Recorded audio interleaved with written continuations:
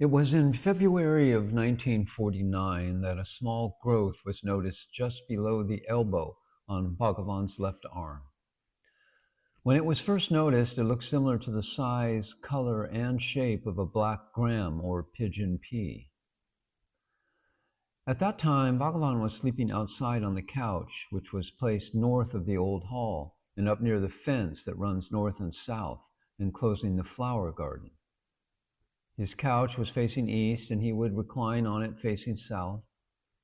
When devotees gathered round him during the day, the women would sit south of him, between the garden fence and the old hall, and men would sit east of him. During the nights, the white peacock was sleeping close to him in a cage. Bhagavan's attendants told me that at night, Bhagavan would sometimes get up, pass through the garden fence near his couch, and relieve himself somewhere in the garden. While moving about in the dark, the attendants speculated he must have bumped his elbow on the fence, thus causing this growth to appear. The Maharshi was vigilantly watched and attended to 24 hours a day. Therefore, any irregularity in his health was closely scrutinized by his devoted attendants. But how and why the tumor began where it did cannot be established with any certainty. When it was first noticed by the attendants, Dr. Shankar Rao, a retired district surgeon who was then serving as the ashram doctor, was summoned to examine it. Dr. Srinivasa Rao, another devotee living near the ashram, was also called. After consultation, these two doctors decided that surgical removal of the small growth should be performed. Without much fanfare and without the use of an anesthetic, the growth was removed. Perhaps everyone thought that this minor nuisance was now eliminated. The doctors did not realize that they were tampering with a fatal type of cancer called sarcoma. In March of 1949, the wound from the surgery seemed to be healing satisfactorily when another growth, a little higher up the arm, appeared. Dr. Raghavachari, an eminent surgeon from Madras, came to the ashram with all his instruments and removed the new growth on 27th March. A local anesthetic was used. About a month after this surgery, when the doctors realized that the tumor was sarcoma cancer, radium or radiation treatments began. Also in May, herbs prescribed by an Ayurvedic physician were applied to the wound. During all these treatments, Bhagavan's health was slowly deteriorating. After the first surgery in February, I returned to my village. When the second surgery was performed and the tumor reappeared, Swami Viswanathan wrote me a letter informing me of the situation and suggested that I should come back to the ashram immediately. I wasn't carrying on any previous correspondence with Swami Viswanathan and was a little surprised to receive his letter requesting me to return. I somehow felt that Bhagavan's hand in his request and returned to the ashram without delay. Bhagavan had then moved into the new hall, which is connected to the Mother's Temple. What is now called the Nirvana Room had been built near the new hall for Bhagavan to rest between darshan periods. A bathroom was also built onto the Nirvana Room, alleviating the strain he experienced by walking all the way to the latrine near the Goshala. After his final surgery in December of 1949, the Nirvana Room became his full-time residence. As time passed, Bhagavan was becoming increasingly weaker. Sometimes after getting up from the couch, he would shake violently, and everyone feared he would fall. At such alarming times, Bhagavan would make a light comment such as, "Oh, look at me, I am dancing." In this manner, he would soothe the anguish of his devotees. Never would he take his illness or weakness seriously, even though most of us did. Also, we could never ask him about his health. If we did, he would shout at us, saying, "What of that?" Consequently, we had no choice but to sit silently looking on. At times it would happen that some devotee, seeing Bhagavan's extreme weakness, would approach him in tears, sincerely grieving over his condition. On such occasions, the Maharshi would tenderly console the devotee and dismiss his illness as irrelevant. Once, the doctors were about to cut some tissues from the tumor so that testing could be done on them. When they were about to inject a local anesthetic to dull the pain, Bhagavan refused it and told the doctors to simply cut and take what they wanted. The doctors protested, explaining to Bhagavan that the pain would be severe without the use of the injection. But Bhagavan again refused and told them just to do it. They cut into the tumor and Bhagavan winced in pain. The doctor said, "Bhagavan, we told you it would be painful." And the Maharshi replied, "Yes, the body experienced pain, but am I the body?" When the Maharshi first arrived in Tiruvannamalai, he was nearly always indrawn, lost to the outer world. He was unaware of whether he had eaten, slept, or even moved about. At that time, he could have dropped his body in the same manner without being aware of it. But his prarabdha, or destiny, or God's will, dictated otherwise.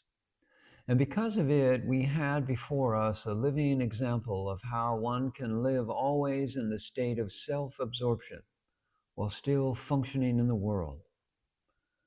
Bhagavan lived for 54 years in full awareness of his pristine, immortal self. Only by seeing this with our own eyes could we understand that such a state existed and was attainable.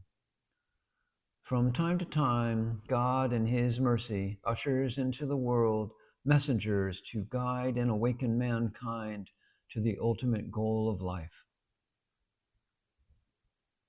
One day in July of 1949, I walked into the new hall and saw Dr. Guru Swami Mudaliar quietly sitting near Bhagavan's stone couch.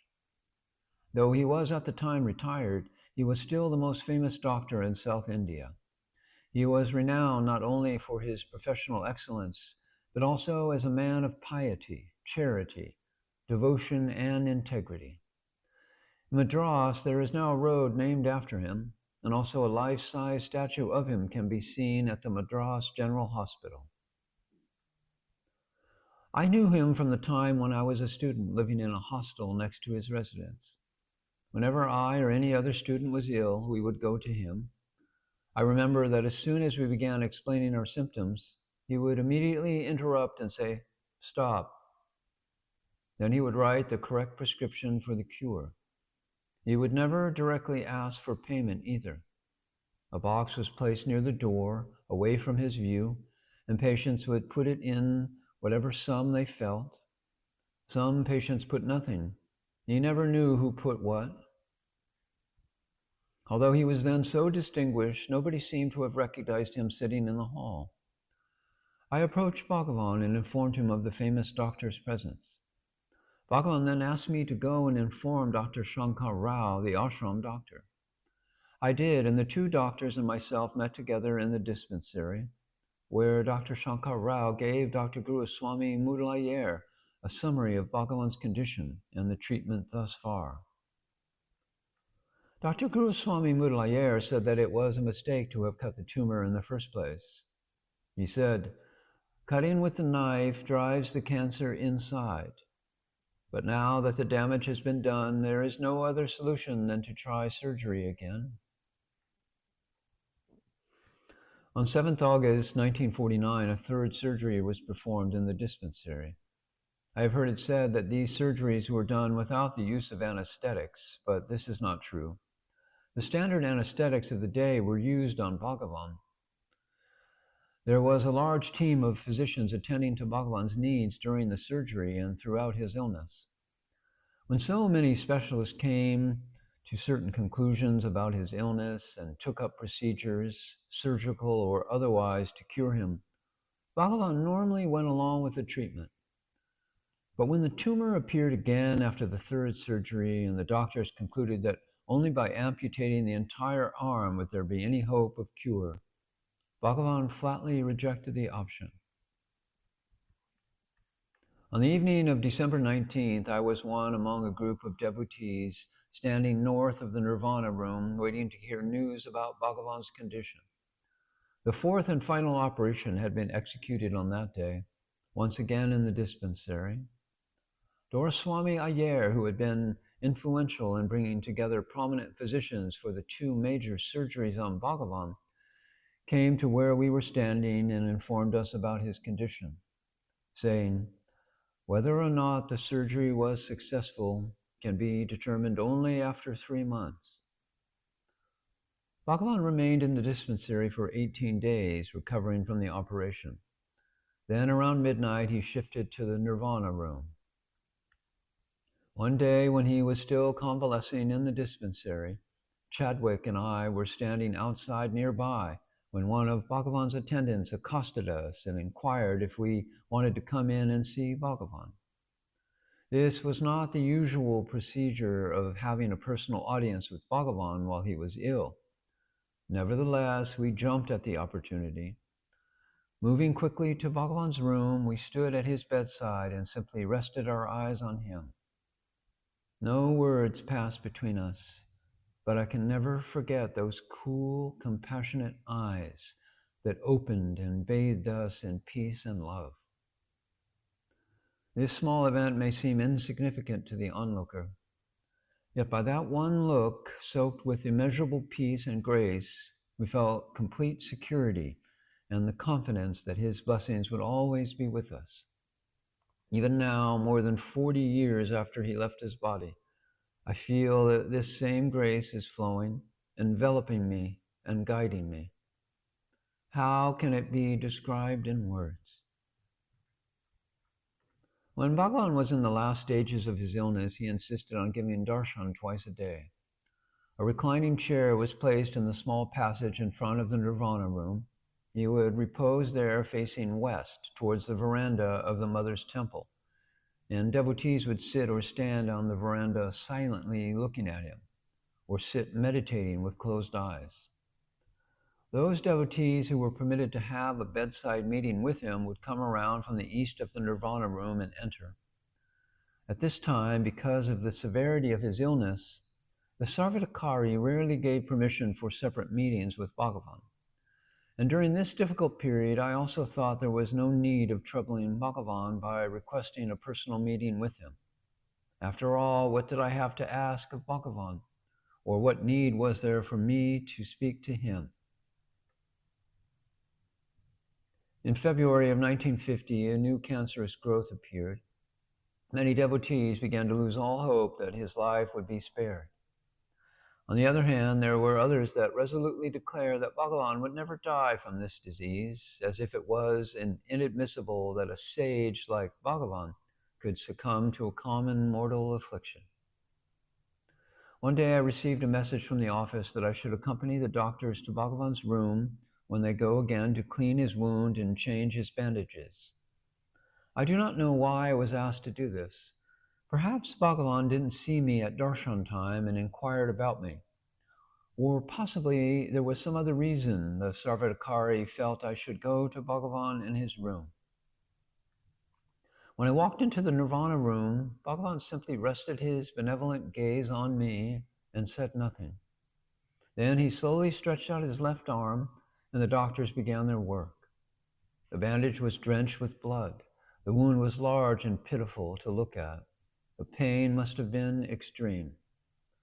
Bhagavan calmly turned his head to the side, and the doctors went about their business. I was amazed to observe his total detachment. It seemed to me that he looked on this painful affair as if it was happening to a body other than his own. I can never forget that sight. Bhagavan always told us that he was not the body, and during his last days, in the midst of tremendous suffering of the body, he demonstrated it. About this time, my sister visited the ashram with her husband and baby child. He was then just 7 months old. I asked permission from the office to take them to meet Bhagavan in the Nirvana room. Although very few visits were permitted, I was allowed to take my sister and her child to see Bhagavan. My sister's husband had to stay behind.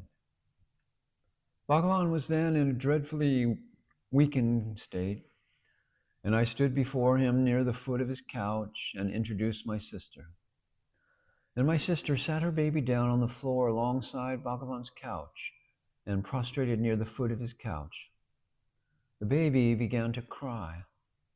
With evident difficulty, Bhagavan leaned his head over to his left and looked down on the crying child, making endearing sounds with his lips, just as a mother would. I was astonished at the tenderness and grace he radiated, in spite of his severely debilitated condition.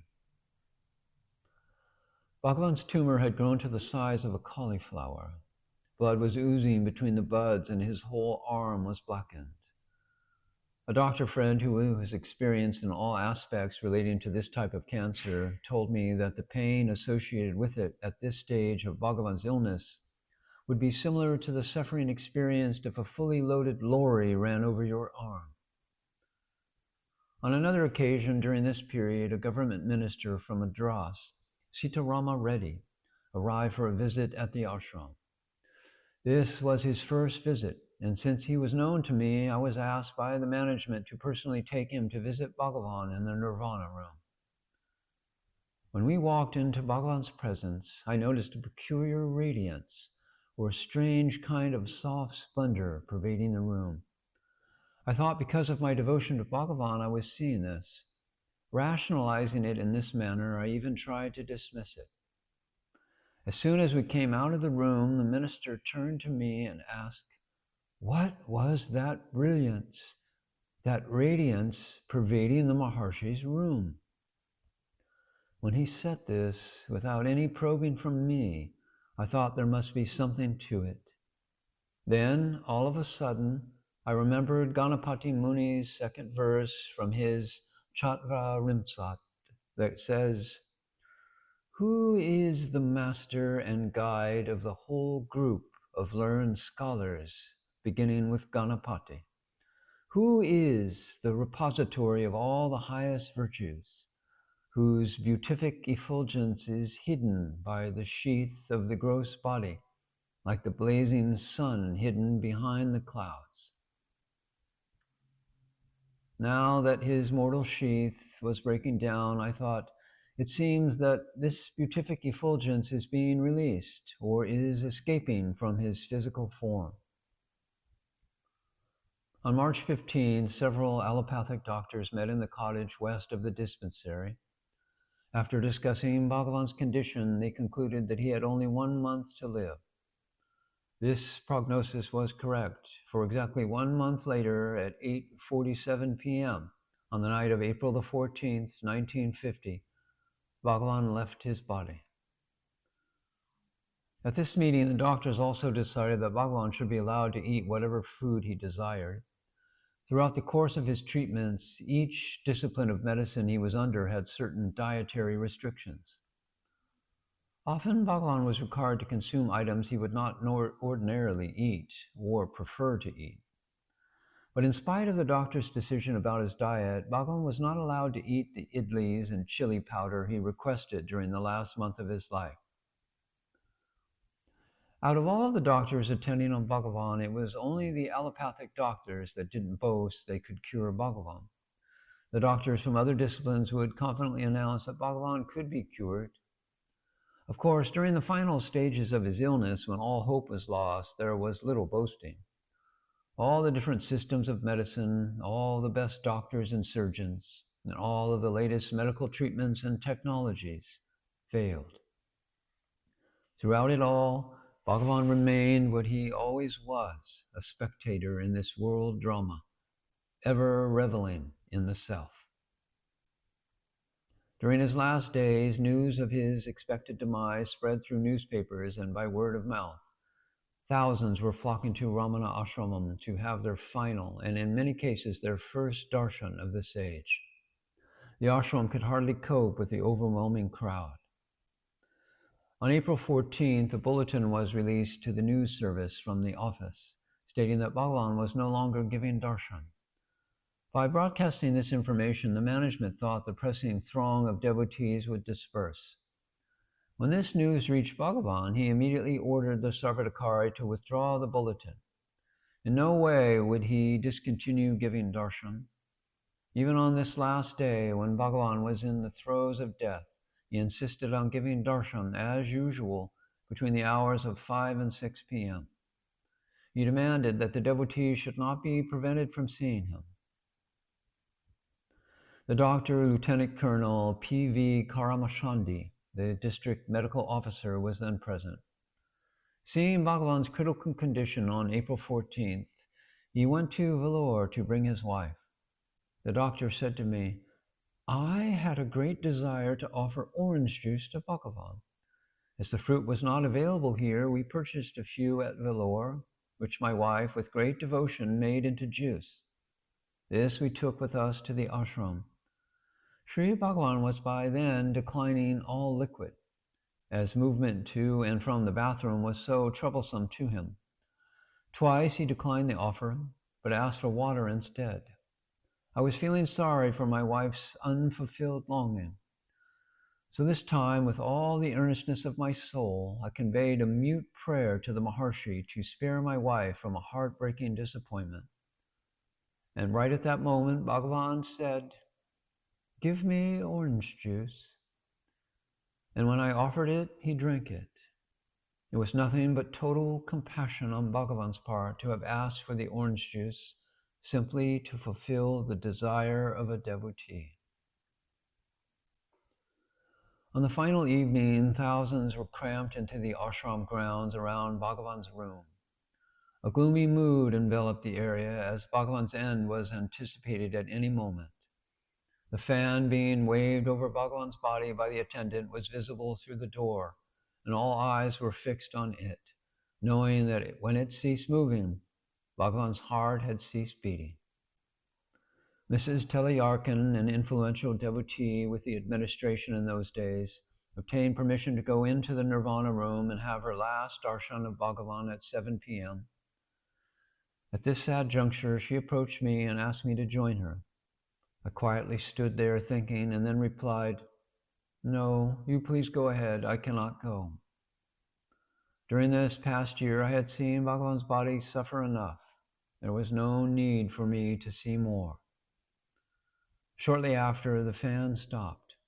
The famed meteor slowly floated across the heavens, and it was all over.